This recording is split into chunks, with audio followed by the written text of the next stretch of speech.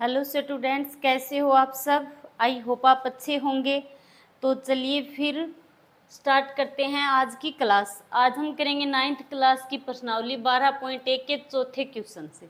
ठीक है, पिछले 3 क्वेश्चन हमने पिछली वीडियो में कंप्लीट कर ली। तो चौथा क्वेश्चन क्या है कि एक पौधे की 40 पत्तियों की लंबाइयाँ 1 मिलीमीटर तक शुद्ध मापी गई है और प्राप्त आंकड़ों को निम्नलिखित सारणी में निरूपित किया गया है। ठीक है, ये क्या है, लंबाइयाँ हैं मिलीमीटर में, और ये क्या है, पत्तियों की संख्या दे रखी है हमें। ठीक है, अब हमें क्या करना है, इसका पहला पार्ट क्या है कि दिए गए आंकड़ों को निरूपित करने वाला एक आयत चित्र खींचिए। अब की बार हमें इस क्वेश्चन में क्या करना है, एक आयत चित्र खींचना है। ठीक है, पिछले 3 क्वेश्चनों में हमने क्या किया था, दंड आलेख बनाया था। ठीक है, अब हमें क्या बनाना है, आयत चित्र। तो आयत चित्र क्या होता है, सबसे पहले मैं आपको बता देती हूँ कि जो आयत चित्र होता है वो भी क्या होता है, एक्स एक्स और वाई एक्स के बीच ही बनता है। ठीक है, ये एक्स एक्स हो गया, ये वाई एक्स है और ये 0 है। बस आयत चित्र में फर्क क्या होता है कि जो दंड आलेख है उसमें तो हमने इनमें से एक एक खाने को या एक एक बॉक्स को छोड़ दिया, फिर उसके बाद एक पर, फिर इसको एक को छोड़ दिया। ठीक है, जबकि जो ये आयत चित्र है इसमें ऐसा नहीं होता। इसमें क्या होता है, जो सबसे पहला बॉक्स होता है, पहला ये, ठीक है, ये पहला जो डिब्बा होता है, ये खाना, इसको हम छोड़ देंगे इसमें।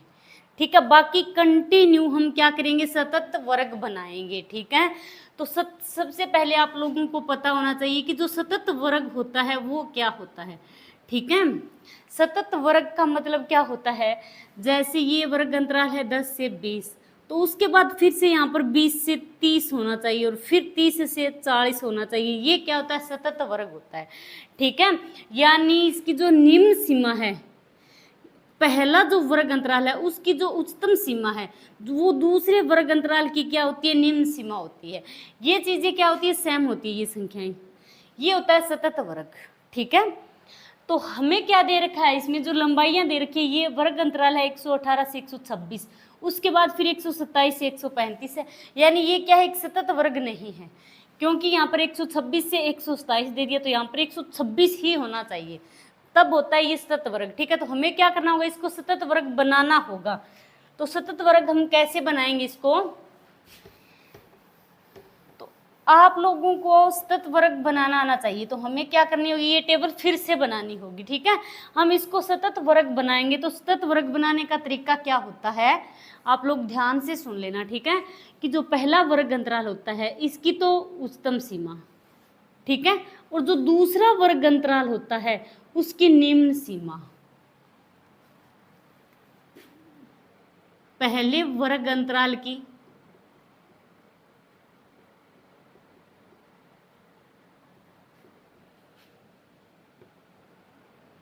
उच्चतम सीमा और दूसरे वर्ग अंतराल की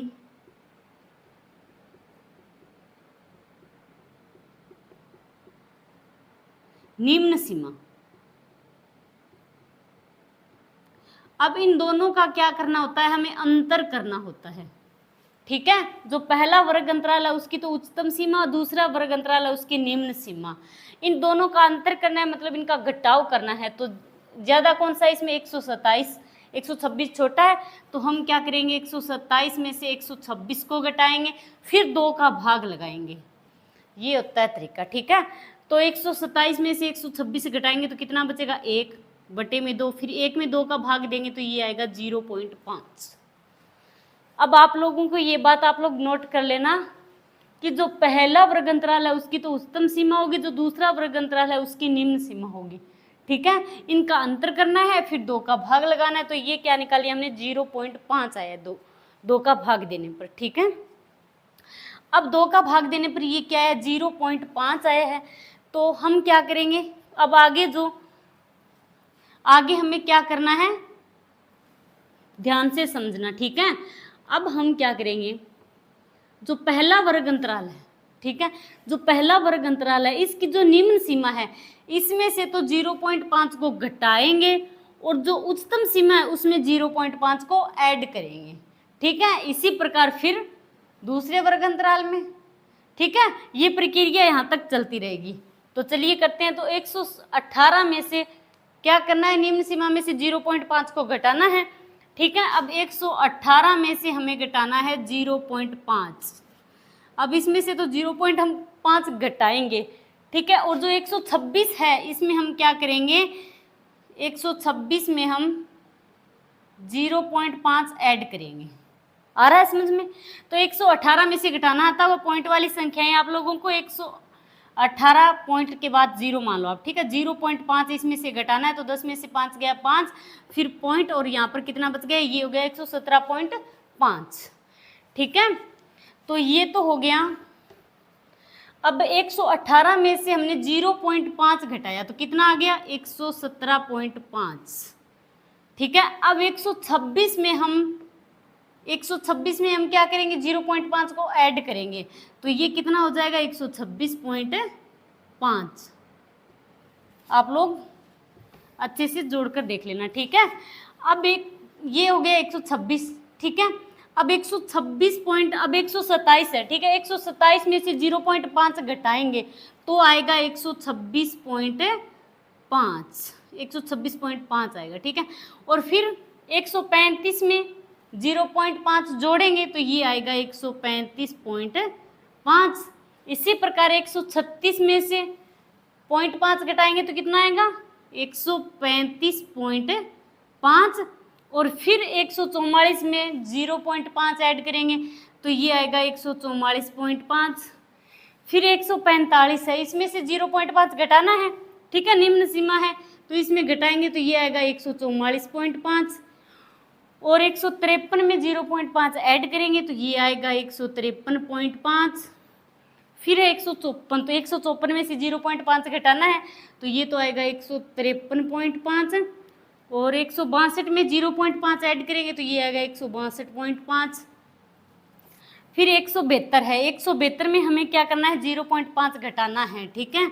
तो 162.5 आएगा। 153, फिर 162.5, उसके बाद 163 वाली, ठीक है। 163 में 0.5 घटाएंगे तो ये आएगा 162.5। फिर 171 में जोड़ेंगे तो 171.5। अब 172 में 0.5 घटाएंगे तो ये आएगा 171.5। और फिर 180 में हम क्या करेंगे, 0.5 ऐड करेंगे तो ये आएगा 180.5। ये वर्ग अंतराल आप लोगों को फिर से टेबल बनानी है, ठीक है। फिर ये वर्ग अंतराल लिखना है। अब मैं क्या करूँगी, इसको यहीं पर लिख रही हूँ, ये हम साफ कर लेते हैं। आप लोगों को फिर से टेबल बनानी है, ठीक है। अब हम इस टेबल में क्या लिखेंगे, ये वर्ग अंतराल लिखेंगे, ठीक है।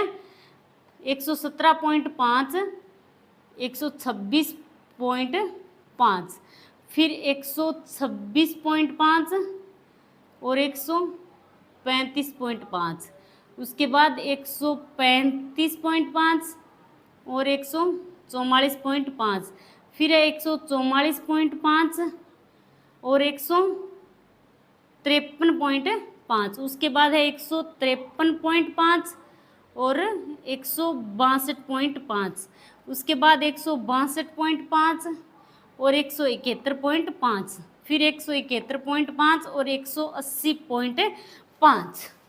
आ रहा है समझ में? आप लोगों को फिर से दूसरी टेबल में लिखना है ये, ठीक है। यहाँ पर जगह बोर्ड पर काफ़ी कम है इसलिए मैंने आप यहीं पर लिख दिया फिर से, ठीक है। अब ये हम साफ कर लेते हैं, ठीक है। अब आप लोग चाहो तो ये नोट कर सकते हो कि पहला जो वर्ग अंतराल की उच्चतम सीमा होगी, दूसरे वर्ग अंतराल की निम्न सीमा होगी, इन दोनों का आप लोगों को क्या करना है, अंतर करना है, ठीक है। उसके बाद 2 का भाग लगाना है। चलिए अब करते हैं आगे की प्रक्रिया। अब हमें क्या करना है, इसका आयत चित्र बनाना है, ठीक है। आयत चित्र बनाने के लिए क्या करना होगा हमें, सबसे पहले आयत चित्र भी क्या होता है, 2 एक्सों के बीच ही बनता है। तो ये एक्स एक्स हो गया, ये वाई एक्स हो गया, ये 0 हो गया, ठीक है। तो हमें जो लंबाई मिलीमीटर में, ये तो हम कहाँ पर लेंगे, एक्स एक्स पर यहाँ, ठीक है। हमें क्या दे रखा है, ये लंबाई मिलीमीटर में, ठीक है। और इस तरफ क्या आएगा, पत्तियों की संख्या। तो यहां पर लिख दो आप पतियों की संख्या। ओके, चलिए अब हमें ये लेना है 117.5 एक्स एक्स पर लेना है, ठीक है। अब आयत चित्र हम बनाएंगे तो ये जो पहला खाना है इसको हम खाली छोड़ेंगे, ठीक है। तो हमें क्या करना होगा, यहाँ पर 117.5 से लेना है, ठीक है। तो हम क्या करेंगे, ये जो एक्स एक्स रेखा है इसको हम क्या करेंगे, यहाँ से खींचेंगे, ठीक है। मतलब एक कहाँ तक खींचेंगे, हम इस एक्स एक्स रेखा को यहाँ से खींचेंगे पकड़ के, तो कितना खींचेंगे 117.5। जब तक खींचते रहेंगे तब तक कि यहाँ पर 117.5 न आ जाए, ठीक है। तो यहाँ पर खींचेंगे तो हमें यहाँ पर क्या करना होगा, निकुंज बनाना होगा, ये इस प्रकार बना देना, ठीक है। इसको हमने कितना खींचा है, 117.5 तक इस एक्स एक्स रेखा को खींचा है, तो यहाँ पर ये निकुंज बनाना है, ठीक है। तो आप लोग इसका निशान कर देना। तो ये 117.5 है, उसके बाद क्या है फिर 126.5, उसके बाद 135.5, फिर 144.5, उसके बाद 153.5, और उसके बाद 162.5, और उसके बाद है 171.5, उसके बाद है 180.5, ठीक है। अब ये जो पतियों की संख्या है हमें हाईएस्ट कितने लेनी है, अधिक से अधिक संख्या कितनी है, यहाँ पर 9 है, ठीक है। तो हम पैमाना कितना लेंगे, अब हम चाहे तो एक खाने के, एक बड़े खाने के बराबर एक इकाई लें तब भी आ सकता है, ठीक है। यानी 1 2 3 4 5 6 और 7 8 9 10 ले लेते हैं, ठीक है। हमें लेना कितना है, 9 ही लेना है। पैमाना आप लोग जरूर लिखोगे, ठीक है। पैमाना क्या लिखोगे कि y एक्स पर एक बड़े खाने बराबर हमने क्या लिया है, एक इकाई ली है, ठीक है। 1 सेंटीमीटर बराबर हमने यहाँ पर क्या माना है, एक इकाई माना है, ठीक है। चलिए अब करते हैं इसका, हम आयत चित्र बनाते हैं।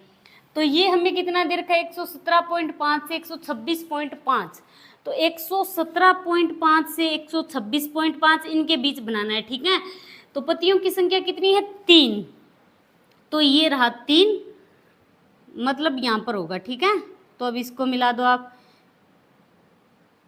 बनाना किसके मध्य, 117.5 और 126.5, तो 117.5 और 126.5 इन दोनों के मध्य बना दिया हमने, ठीक है। आगे क्या है, 126.5 और 135.5, यानी 126.5 और 135.5 इन दोनों के बीच बनाना है। पतियों की संख्या कितनी है, 5 है, बिल्कुल इसके जस्ट सामने कितना है, 5 है। तो 5 कहाँ तक चलेंगे, तो ये रहा 5, तो यानी इसके सीध का बिल्कुल यहाँ पर आएगा, ठीक है। अब आप इसको मिला दो, अब ये आयत चित्र क्या होगा, मिला हुआ होगा, ठीक है। बीच में गैप नहीं होगा, कंटिन्यू बनेगा, ठीक है। चलिए तीसरा 135.5 और 144.5, यानी इन दोनों के बीच बनेगा, ठीक है। तो इनके बिल्कुल सीध में क्या है, 9 है। 9 कहाँ तक है, ये रहा 9, तो यहाँ पर लगा हुआ आप निशान एक, तो ये इसको मिला दो,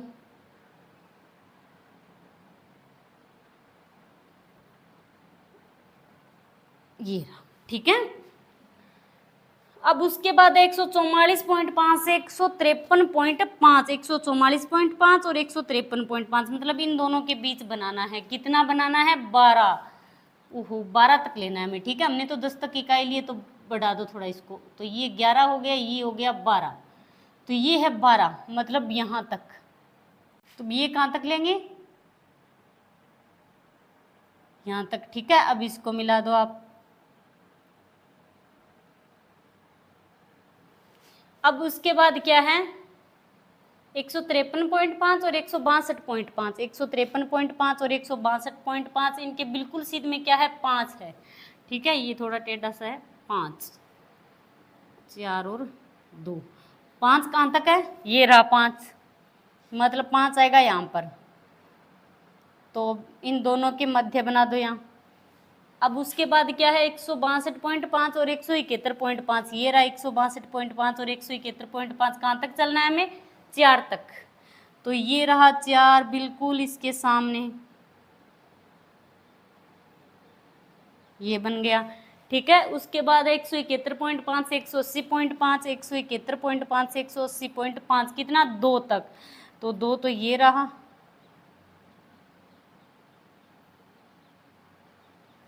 ठीक है, तो ये बन गया आयत चित्र। अब आप चाहो तो यहाँ पर लिख सकते हो ये कितना है 3, ये 5 और ये है 9, फिर ये 12 है, फिर उसके बाद 5, फिर 4 और फिर ये 2। ठीक है, अब करते हैं हम इसका पहला पार्ट तो हमने कर लिया। ठीक है, इसमें तो हमें आयत चित्र बनाना था। दूसरा पार्ट क्या है, क्या इन्हीं आंकड़ों को निरूपित करने वाला कोई अन्य उपयुक्त आलेख है। अन्य उपयुक्त आंकड़ा, क्वेश्चन क्या कि क्या इन्हीं आंकड़ों को निरूपित करने वाला कोई अन्य उपयुक्त आलेख है क्या। क्वेश्चन ये, तो आप क्या लिखोगे, हाँ। कहाँ पर करें हैं, इसका दूसरा पार्ट है तो आप क्या लिखोगे, हाँ। हाँ लिख करके आप लिखोगे कि हाँ इन्हीं आंकड़ों को निरूपित करने वाला कोई अन्य आलेख है। कौन सा आलेख है, बारंबारता बहुभुज। हाँ, बारंबारता बहुभुज। ठीक है, आप शॉर्ट में मत लिखना, पूरा लिख देना कि अन्य आलेख है बारंबारता बहुभुज। अब करते हैं इसका तीसरा पार्ट। तो तीसरे पार्ट में क्या दे रखा है, क्या यह सही निष्कर्ष है कि 153 मिलीमीटर लंबाई वाली पत्तियों की संख्या सबसे अधिक है। क्वेश्चन क्या है हमारा, अच्छे से समझना कि क्या यह सही निष्कर्ष है कि 153 मिलीमीटर लंबाई वाली पत्तियों की संख्या सबसे अधिक है। 153 है कहाँ पर, 153 होगा 144.5 और 153.5, मतलब इस ये जो है पत्तियों की संख्या इसके मध्य होगा 153। कहाँ पर होगा, ये जो है ना आलेख आपको लंबा सा दिख रहा है, इसके बीच होगा 153। ये कहाँ तक का है, 144.5 से 153.5 है। ठीक है, तो क्वेश्चन तो कहता है कि 153.5 मिलीमीटर लंबाई वाली पत्तियों की संख्या सबसे अधिक है। तो ये तो जरूरी नहीं है कि 153.5 मिलीमीटर वाली पत्तियों की संख्या ही सबसे अधिक हो। तो इसको तो आप लिखोगे कि नहीं, यह आवश्यक नहीं है कि 153 मिलीमीटर लंबाई वाली पत्तियों की संख्या सबसे अधिक हो, क्योंकि ये जो आलेख है इतना लंबा दिख रहा है आपको, ये 144.5 से लेकर 153.5 तक है। तो इसके बीच और भी तो संख्याएं आती है, 144.5 है तो 145.5 भी हो सकता है, 146 हो सकता है, 150 हो सकता है, तो इसके बीच और भी तो हो सकती है संख्याएं। ठीक है, तो आप इसका क्या लिखोगे, आप लोग लिख देना कि नहीं यह आवश्यक नहीं है, क्योंकि इनके मध्य और भी तो संख्याएं आ रही है। ठीक है, तो अब करते हैं हम इसका 5वां क्वेश्चन। ठीक है, 5वां क्वेश्चन क्या है कि नीचे की सारणी में 400 नियोन लैंपों के जीवन काल दिए गए हैं। ठीक है, इस टेबल में ये क्या दिए है, नियोन लैंपों के जीवन काल है। ठीक है, घंटों में, और ये है लैंपों की संख्याएं। ओके, तो हमें इसके पहले पार्ट में क्या दे रखा है कि एक आयत चित्र की सहायता से दी हुई सूचनाओं को निरूपित कीजिए। हमें क्या करना है, इसका आयत चित्र बनाना है। ठीक है, तो आयत चित्र बनाने के लिए हमें सबसे पहले क्या करना है, टेबल की तरफ ध्यान देंगे। ये क्या है, वर्ग अंतराल की तरफ ध्यान देना है सबसे पहले। तो वर्ग अंतराल क्या होना चाहिए, हमारा सतत होना चाहिए। ठीक है, तो इसमें वर्ग अंतराल क्या है 300 से 400, उसके बाद फिर 400 से स्टार्ट हो रहा है। ठीक है, दूसरा वर्ग अंतराल, तो 400 से 500, फिर तीसरा 500 से स्टार्ट हो रहा है। मतलब ये चीज़ें क्या है, सेम सेम है, यानी वर्ग अंतराल क्या है, सतत है। तो हमें इसके कुछ भी नहीं करना होगा। ठीक है, इसको सतत बनाने की हमें कोई ज़रूरत नहीं है, इसी टेबल से हम काम चलेगा। ठीक है, तो चलिए हम बनाएंगे आयत चित्र। तो आयत चित्र बनाने के लिए हमें क्या करना होगा, एक्स एक्स और वाई एक्स 2 एक्स बनाने होंगे। ठीक है, सतत एक्स भी ये जो होता है आयत चित्र, ये भी क्या होता है 2 एक्सों के मध्य ही बनता है, एक्स एक्स और वाई एक्स। ठीक है, अब यहाँ पर क्या होगा 0, ध्यान है आप लोगों को। ठीक है, अब ये जो जीवन काल है घंटों में, ये हमें कहाँ लिखना है, यहाँ पर। तो आप लिखोगे जीवन काल घंटों में। ठीक है, और लैंपों की संख्या कहाँ पर लिखेंगे, यहाँ पर इस तरफ, ठीक है। तो यहाँ पर लिख दो लैंपों की संख्या।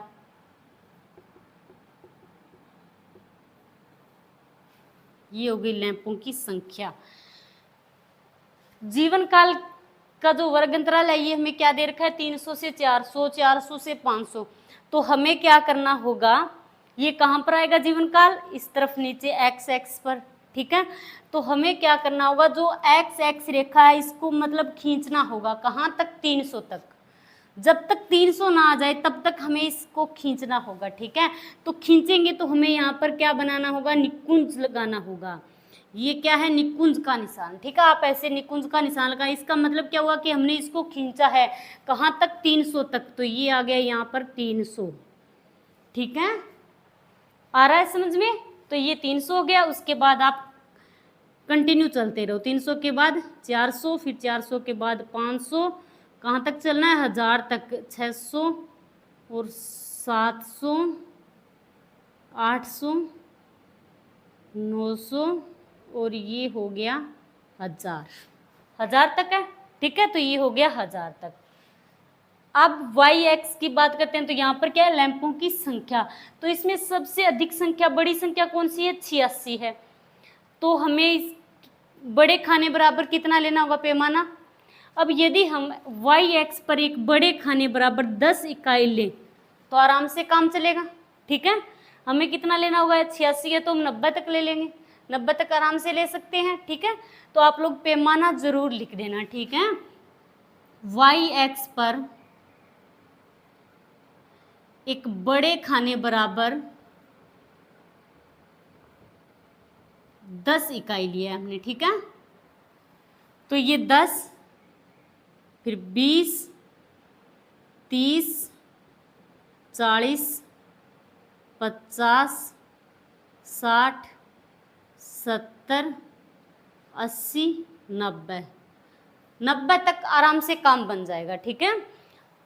अधिक से अधिक संख्या 86 है तो हमने 90 तक ले लिया है, ठीक है। अब बनाते हैं हम यहाँ पर आयत चित्र। तो आयत चित्र बनाते हैं तो सबसे पहले क्या करना होगा, हमें ये जो पहले वाला खाना है इसको खाली रखना है, ठीक है। इस पर हमें कुछ भी नहीं करना। तो जीवन काल कितना है, सबसे पहले 300 से 400, तो मतलब ये है 300 से 400, इन दोनों के बीच बनाना है। कितना चलना होगा, लैंपों की संख्या कितनी है, 14, बिल्कुल जस्ट इसके सामने कितनी है, 14। तो हम 14 तक आगे बढ़ेंगे, ठीक है। 14 कहाँ पर है, ये 10 है, इसके बीच छोटे छोटे 10 खाने बने होते हैं, ठीक है। 2 3 4 5 6 7 8, ठीक है। इस प्रकार इसके बीच कितने खाने बने होते हैं, 10 खाने बने होते हैं। तो 10, फिर 11, 12, 13, 14 होगा यहाँ पर। तो बिल्कुल इसके सीध का ये रहा। अब ये बन गया 300 और 400 के बीच। अब आप यहाँ पर लिख सकते हो कितना है, ये 14 है, ठीक है। तो 300 से 400 के बीच कितना था लैंपों की संख्या, 14। फिर है दूसरा 400 से 500, तो 400 से 500 मतलब इन दोनों के बीच बनाना है, ठीक है। लैंपों की संख्या कितनी है, 56। कितना चलना पड़ेगा हमें, 56 तक बढ़ना है, ठीक है। तो 56 कहाँ पर होगा, ये तो 50 है, फिर 51, 52, 53, 54, 55, 56, मतलब 56 होगा यहाँ पर, ठीक है। तो ये हो गया 56, तो इसको मिला दो यहाँ। और फिर 400 से 500 के बीच है तो ये मिला दिया। आ रहा है समझ में। चलिए अब तीसरा क्या है, 500 से 600 के बीच बनाना है। तो ये रहा 500 और ये 600, मतलब इन दोनों के बीच बनाना है। कितना बढ़ेंगे, लैंपों की संख्या कितनी है, 60 है। तो हमें कितना बढ़ना होगा, 60 तक। तो ये रहा 60, बिल्कुल इसके सीध का यहाँ आएगा, तो इसको मिला दो और फिर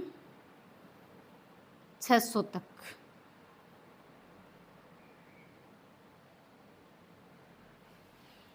अब उसके बाद ये 14, फिर 56 था, उसके बाद 60, ये हो गया 500 से 600। अब है 600 से 700, तो ये 600 से 700 मतलब इनके बीच बनाना है।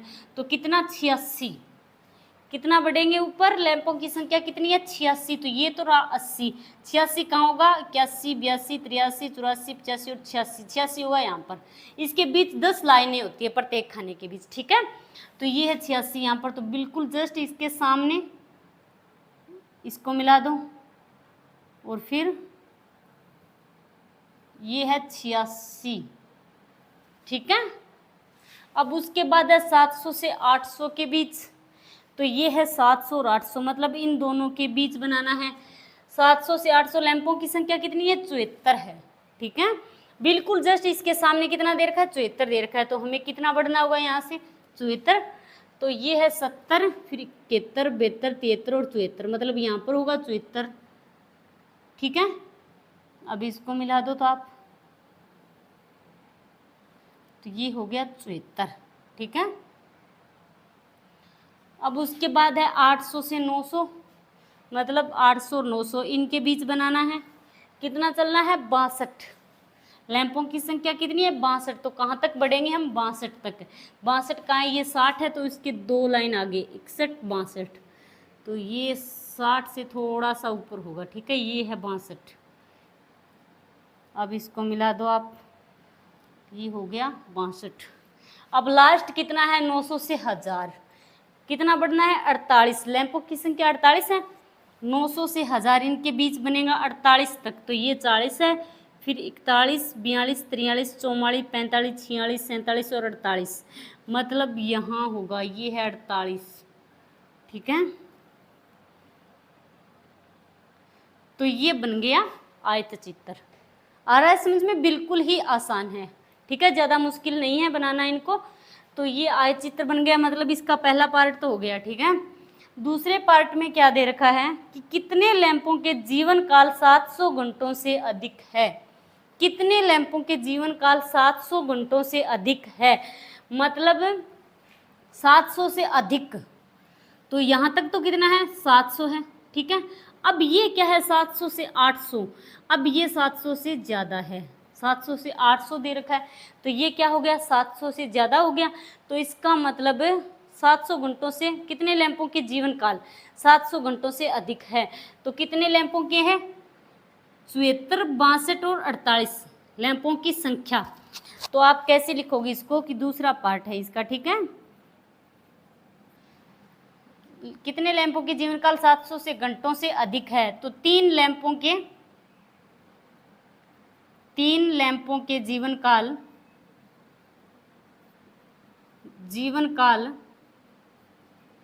3 लैंपों के नहीं लिख सकते, सॉरी। ठीक है, पहले आप लिख दो कि 700 से अधिक लैंपों की संख्या, 700 घंटों से अधिक लैंपों की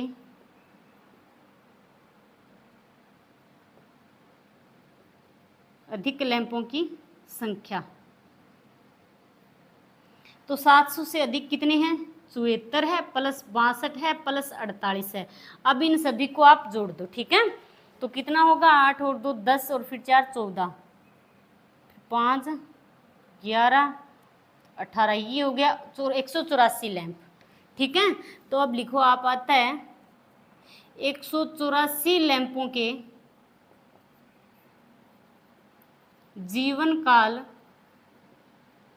700 घंटों से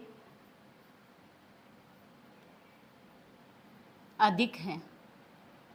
ठीक है, 700 से अधिक है वो बताना है हमें। ठीक है, तो ये तो 700 तक है पूरा, और ये 700 से आगे है, मतलब 3। तो इन तीनों में लैंपों की संख्या कितनी है? 74, 62 और 48, इन सभी को हमने ऐड कर दिया। ओके, आ रहा है आप लोगों को समझ में? तो आज के लिए इतना ही। थैंक्स।